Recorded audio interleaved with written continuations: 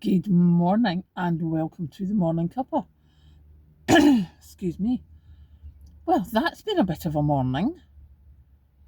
So, I have now decided it is a good plan to learn the official name of junctions round about you because there was signage saying that there was going to be roadworks, but what I call that junction and what they call that junction are two completely different things, it seems.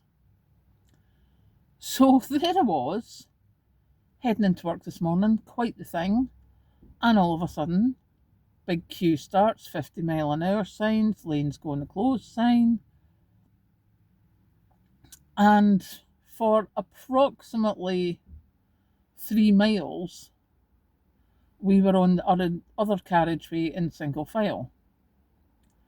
That knocked out my timing quite a bit, can I just say. What was quite funny is I saw my old boss. He overtook me just as I was slowing down in the queue, took one look at the queue and fired over the central reservation and went back before we'd got into the actual roadworks. Very sensible person. Thinking, if I wasn't going to where I was going, I would probably be doing the same. So yeah, that was a bit of a thing. What I did notice is, and I mean, I did it myself. I sat in the lane that was going to remain open from 600 yards to the roadworks, when really it would make sense for everyone to get to the 200 yards and then merge and turn, but they didn't have those signs up, so it stacked back really, really quickly. That is going to cause a huge problem this morning. I can tell already. So yeah, I'm awake now. But yeah, I found it quite weird that I had seen the signage, I'd heard it on the radio that there was going to be works, but what they called the works, what the areas they said the works were going to start from, is definitely not what I would call that junction. In fact, I've never heard that junction called that.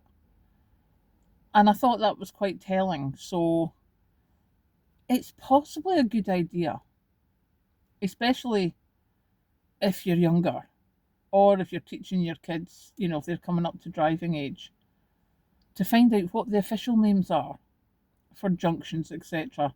So that if it comes on the radio that there's going to be roadworks from here to there or whatever, that they know where that's going to be. My dad was very big, basically because of his job. He mainly had driving jobs most of his life. So he knew road numbers. And it used to drive me insane because he would say, "Oh yeah, that's on the A823," and I'm like, "What road's that?" And I think that's the Crieff Road. Not sure. I think that's the Crieff Road. Obviously the A9's our biggest main road close by. But yeah, Dad would rattle off road numbers, but he also taught me to read an ordnance survey map, which was very good. Not so much. I noticed when I was an adult in cadets and trying to help the kids. We showed them how to read an ordnance survey map, but they also took into account things like, the steepness of hills, and such things. And I never quite got that. And I knew if the lines were closer together, then it was steeper, but that was really all I had taken into account. But looking at roads and where they met up, where they diverged, etc., I was really good at that, basically, because Dad had taught me. So finding a way through something or finding a way around something, I was a really good passenger in the days of looking at an ordnance survey map. I remember once when I worked for the Big Issue and I was driving down from Inverness towards Perth, and there was a huge tailback and the air ambulance helicopter and stuff. was heading in, and we were all backed up, and it was still one lane of backup at the time. And I did exactly what my boss did today. I scouted over the other side and turned back because I had seen a junction. I'd passed a junction on the other side of the road, not that far back. So I turned off that junction and phoned my dad. As you do, like 40 odd. I still phoned my dad. I went, Dad, I'm stuck. There's a huge thing, huge tailback. I'm not going to get home. And I mean, I had been driving for about 12 hours by that time. So I wanted home. I thought, where are you? As I turned off at the road to this one, number blah, blah, blah. And he's like, right, I'll phone you back in 2 minutes. So he phoned me back in 2 minutes. He's like, right, follow that road to there, then go there, then go there, then go there. And you'll see signs for, I think it was Aberfeldy I went through or something. So I knew if something like that happened, I just had to get off, find a side road, and phone my dad.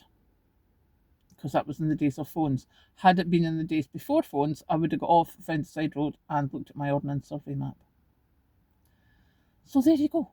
That's been my morning so far. So I'm now going to carry on drinking my tea and head up for work. I hope you all have a good day, and I will catch you later.